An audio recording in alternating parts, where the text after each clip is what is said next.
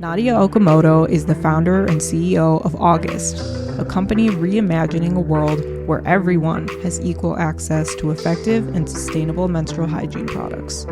She is also the co-founder of Period, a global nonprofit dedicated to destigmatizing menstruation and providing hygiene products to those in need. We talked about Nadya's remarkable work building both ventures, her journey as a young activist, and the transformative ability younger generations possess to drive social change.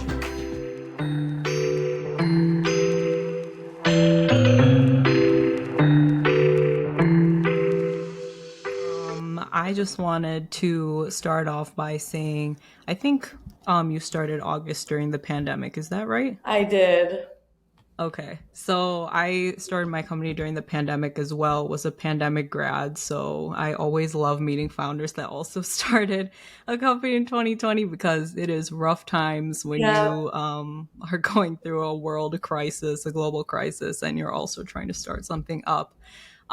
But you've really been in this space for a really long time. And we know that just from being familiar with the period chapter at the school that we both went to, as well as just reading more about the work that you and your co founder have done with that organization. So we wanted to start off by asking you how you actually got involved in this cause. Like, when were you first exposed to period poverty? Yeah. Well, I didn't experience period poverty myself, but I learned about it when I was in high school. And I think that, it was just an eye-opening, like big privilege check of like, how have I never heard of this before? And like recognizing the privilege that I have to not having thought about this before. So I think that was a really big part of it.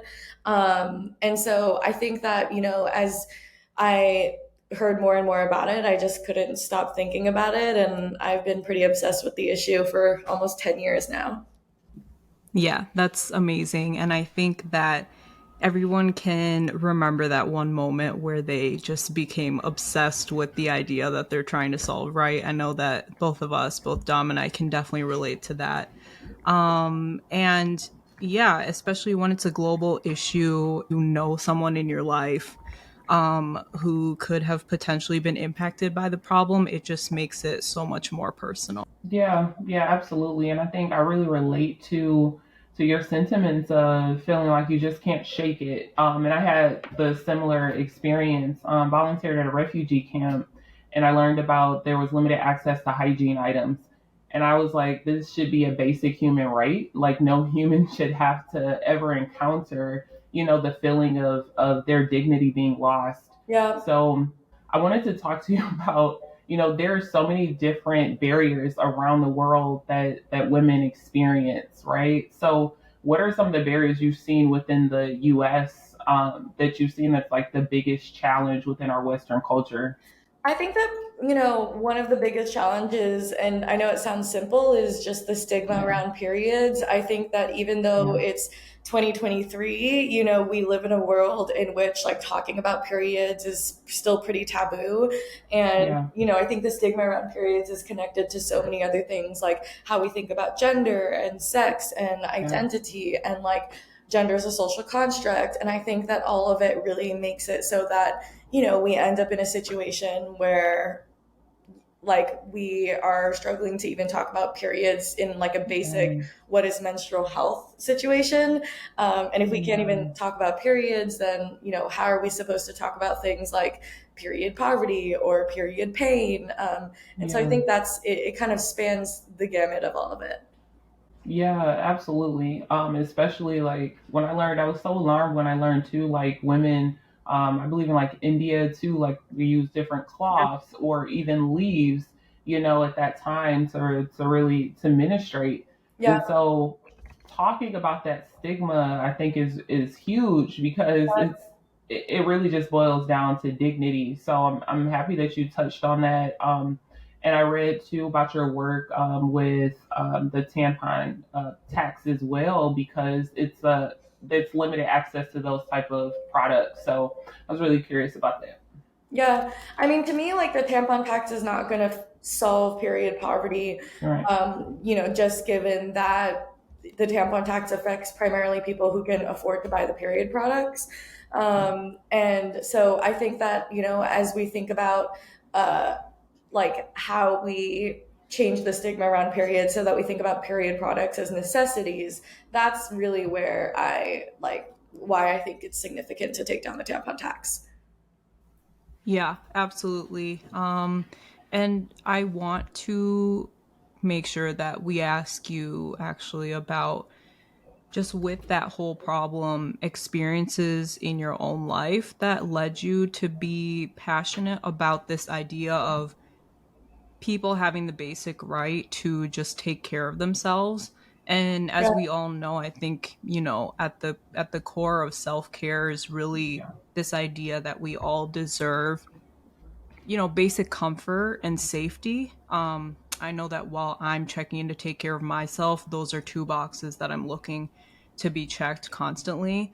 And one thing that I observed while researching for this episode, we really dug deep, and I know that you have your own podcast, is that you were talking about fighting for other people coming from a very personal place. So, Yeah, I would say that for me, like it comes from a personal place in the sense that like my family experienced, housing instability and financial instability. So Yeah. even though I didn't experience period poverty, I was very aware of like poverty and like being in Yeah. situations where you're having to think about like what are basic necessities, and when we're having to pick and choose like the necessities that we can afford, like what falls into that category, right? And obviously periods, to me, like it's a no-brainer that these are necessity products. And I think once I one realized that I had the privilege to not have to use like trash to take care of my periods, or have to wait out my periods because I didn't Yeah. have like access to public bathrooms, I think that it became very personal for me, because like I think it should be personal for like anybody who has a period, because like we can all empathize with the experience of what it must be like to not have access to clean underwear, period products, Right. restrooms on your period. And so I think that for me it's like it's personal in a multitude of senses there. was there like a moment in your life growing up that you can remember really feeling like you were an advocate for something? Like, where did that spark come from, do you think? I think that for me, like definitely grew up in a family with my mom who like really cared about being advocates for like people who are more in need. Honestly, like I'm not religious anymore, but my mom raised me Jesuit Catholic, and while there are some harm and, ideas from the Catholic Church, I definitely think that a lot of my beliefs and values around like service and advocacy, like honestly Yeah. come from being raised in the church, because I think that it was like a very intentional part of being raised is like giving back and like to those less fortunate, and what does it mean to like have privilege, and how do you reconcile that privilege. And I do think that a lot of what I learned like in Sunday school like came from that, where like it was just like a purpose of humanity, and a value of humanity that I grew up with. Yeah, no, I love that. And I think it's something that fundamentally should be taught to everyone, right? But I think it's something that in our society is really lacking, and we saw a lot of that during COVID too. So, and over, I think it's nearly what, a decade you've been in this space, right? And in this, yeah, in this Yeah. movement, I'm sure it went by fast. So I wanted to ask you too, within the space of service and providing education on things like dignity and menstrual health. I mean, I really was curious, and how have you transitioned that from this transactional thing that can happen where someone receives products and they're on their way, to more of a lifestyle movement where you've included things like merch, advocacy, like lifestyle. How did that come about? Yeah. I would say that like I did never thought that I would be end up on the brand side. But I think that I spent years working on the nonprofit side with like various companies, Yeah. focused on just getting people period products, and naturally working with companies very closely. I ended up in a situation where I was learning about all the gaps of how the products could be better and everything. What was that thought of like, okay, I can really do this and make products coming from a mindset of like, I didn't even think I would be in this space. I mean, I think that there was never like oh, can I do this? It was like, we Okay. need this, so here are the next steps. And I think that that's Okay. maybe like my impulsive naivete of like, even when I was Okay. 16, like I started my nonprofit when I was 16, it was like, there's not a nonprofit addressing period poverty, so like we just need to start Yeah. it, right? Like obviously I didn't know what the fuck I was doing, and I still don't know what the fuck I'm Yeah. doing, but it was just like, that's just what we're gonna try to do. And I think it was very similar, like on this side of, okay, realizing we need better period care, so like we're just gonna Yeah. create that. And so I think that was a really big part of it. Yeah, I think that's huge, especially for our founder community, because many times when you start as a founder, you think you know that this next idea is going to break the internet. This is amazing. This is what people need.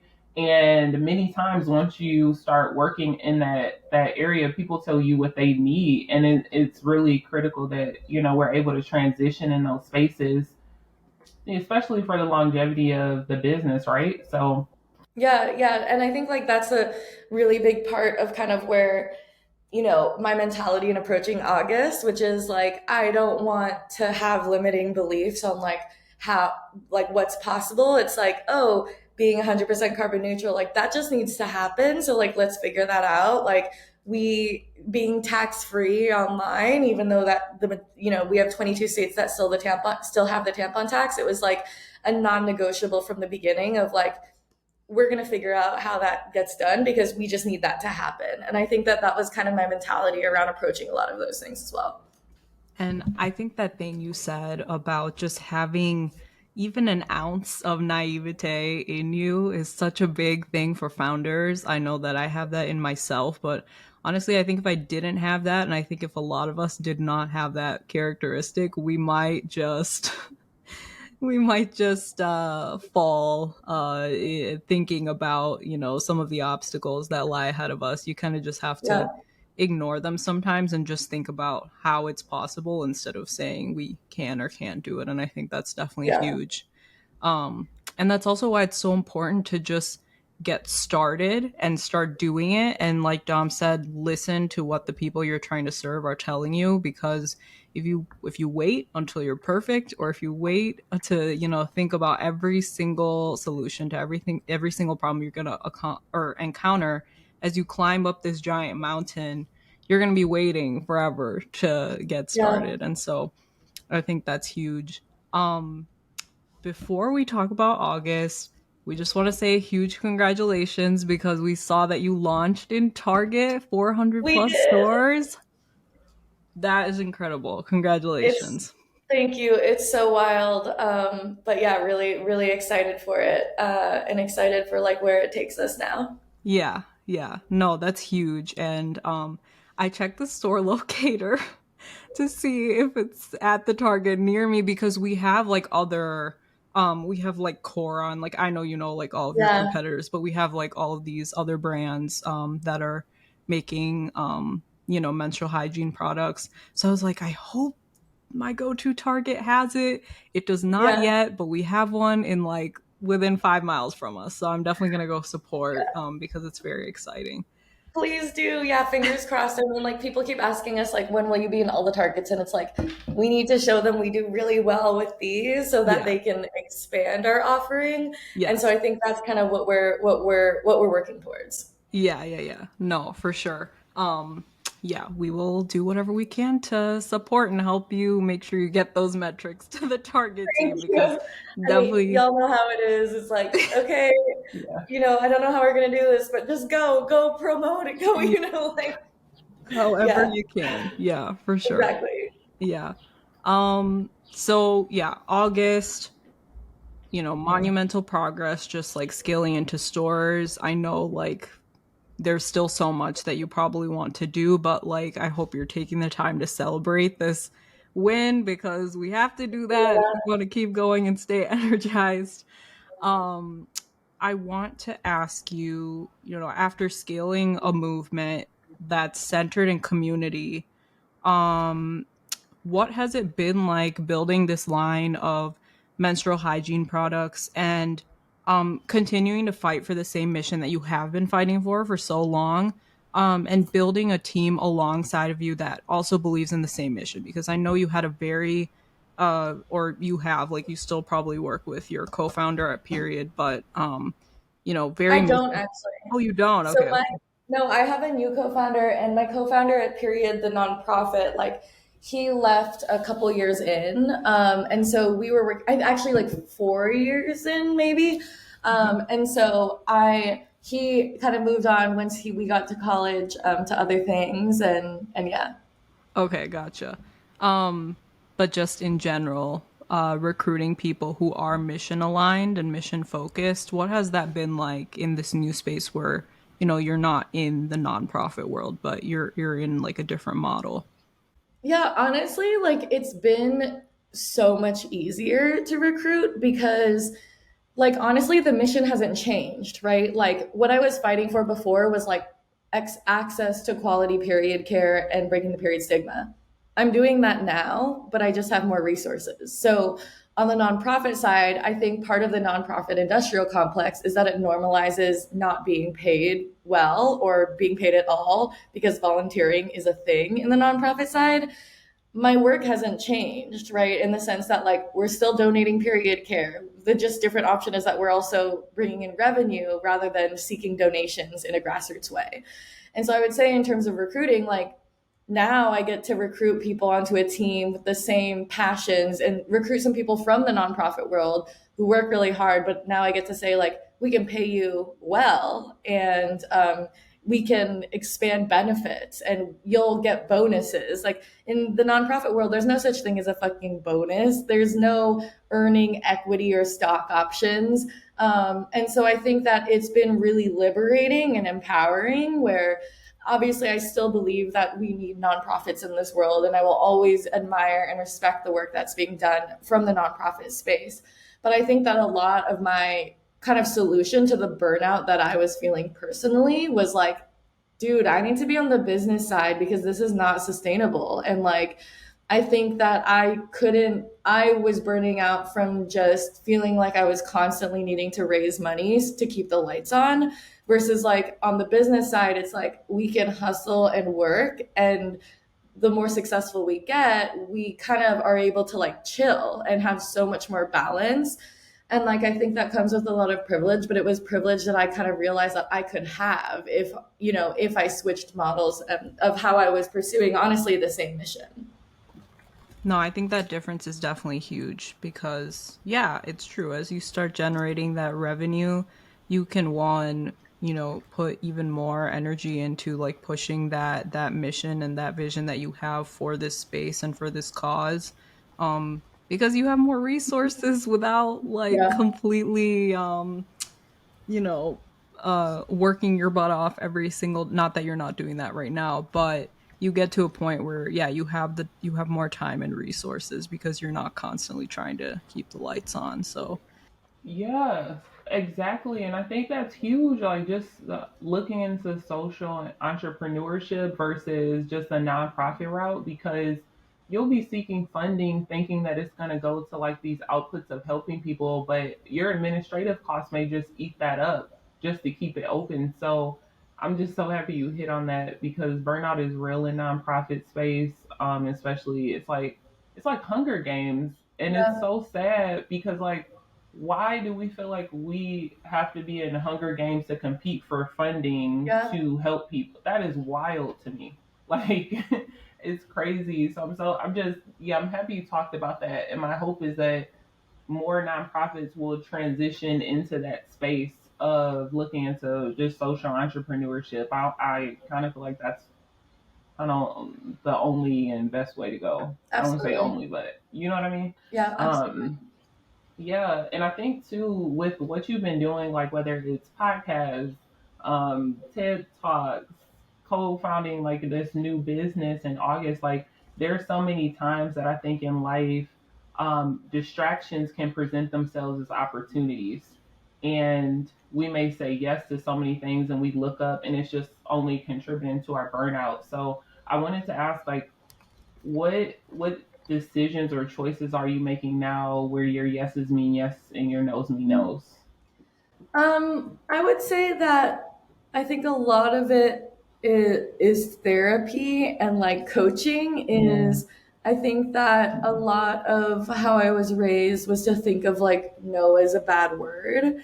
And so I think yeah, that it has been so personal and taken a lot of therapy to yeah, like really work through that. And that's something that yeah, has been super helpful. yeah. Therapy is amazing. We talk about that a lot. Yeah. Yeah, like there's so many things too that I'm still discovering about myself and why I make certain choices. And I realize that sometimes I function from this space of lack as Yeah. like, oh, I'm so grateful that this is happening for me versus looking at it like, why shouldn't this happen for me? Like because we deserve good things, right? And we deserve to have good people in our life and there's just so many different things I'm discovering. I just feel good about that, Yeah. and be in a mental space of understanding why I make certain decisions. And a lot of it is just from our parents and, Yep. and they didn't know. So I'm in that season of forgiving and like just understanding like, okay, you're just like an adult and who had a child. Parent is an adult who has a child, right? So Yeah. so they deserve grace. So yeah, I'm learning and growing. So Yeah, I think learning how to say no to things is so huge and it's still So so hard necessary. for me. It's so necessary. I think delegating definitely helps. I know that's something that's helped me. Definitely therapy is huge in finding out why you feel like you need to say yes to everything. It's like so hard to actually stop and Yeah. sit with yourself and reason with yourself every time you're presented with an opportunity. And yeah, and actually think about, yeah, why you can't say no. Yeah.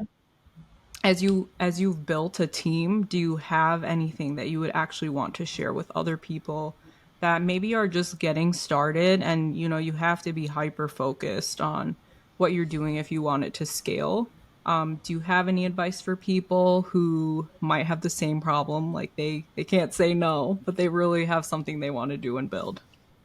I think it's just learning that you have to say no. Like, I think that a lot of it is just like recognizing like the opportunity costs. And I think that it's a confidence journey, right? Like, the more confident you get of like valuing your time over like an hour of my day is really valuable. And like, what am I going to spend that doing? And like, what feeds my soul, what, supports the business that I really care about. I think that's a huge part of it as well. Yeah. When, let's say, you're sitting and you're asking yourself that question, what feeds my soul? What keeps me going? What is actually important to me? What are some of the answers that come up in your mind for you if we were to get inside the mind of Nadia? I would say that like for me, like community is really big. Like, well, I guess it kind of contradicts each other, but like I love being in community with other people who are like really passionate and like mission aligned. I love being in community with other menstruators, and I think it's like such a personal connection. I would also say that like alone time is super new for me, but something that I like really need. And I definitely feel more introverted in the sense that like I can be very social, but my work is very social, and the way that I recharge is with like really needing alone time, and I feel really energized by that, and like I think that that's something that I used to struggle with is just like being alone and being left with my thoughts, and now it's something that I really value. love it. Did you go to yoga today? Speaking of being alone with thoughts, it looks like I have not done yoga today, but I'm going actually in a few hours, and I'm bringing some team love members it. too because I'm like trying to get everybody into yoga. Love it. Okay. I was like, I saw your background and I was like, I don't know if this like stress something in the background, but it looks like it's Oh, giving yoga vibes. this is actually my podcast sign for Tigress. Yeah, yeah, yeah. Ah, got So it. Okay, I cool. don't do as much like honestly like I don't do as much recording as I probably should in here. I'm like very underutilizing this thing, but yeah, I keep it around. Okay. Nice. No, it's good to recharge. That's pretty cool going Yeah, with your team. So exactly. no, I love it. I love it. I think alone time is good and just like resetting. I think Yeah. that's really good. Sometimes just to kind of be able to process your thoughts and check in and see how you're feeling. So I think that's awesome. And I know we're being conscious of time. So Yeah. um as we wrap up, just checking in with you. If there's anything else you'd like to share with us, we know we'll definitely put a link to the Target locator for our podcast. But yeah, just wanted to leave the space open if there is anything else that we could connect our listeners to with what you have going on. Yeah. I mean, I would just say like support August, like get us at Yeah. Target. You know, we're still available online if we're not there yet. And yeah, that would be amazing. Yeah, I mean, I would love to close off by just having you say what's next for you, what's next for August, and what are you going to be working on in the near future? Yeah, so I mean, right now we're super focused on all work things, and I think that a big part of you know, kind of the next couple months is like really seeing how we do in Target. I think that one thing I'm really excited about at the same time is like you know, Target gives us an opportunity to build in-person community with a lot of our like subscribers and community members like on our inner cycle, and so I'm excited to kind of take the level of community that we're able to foster to a new level as we have this like in person presence.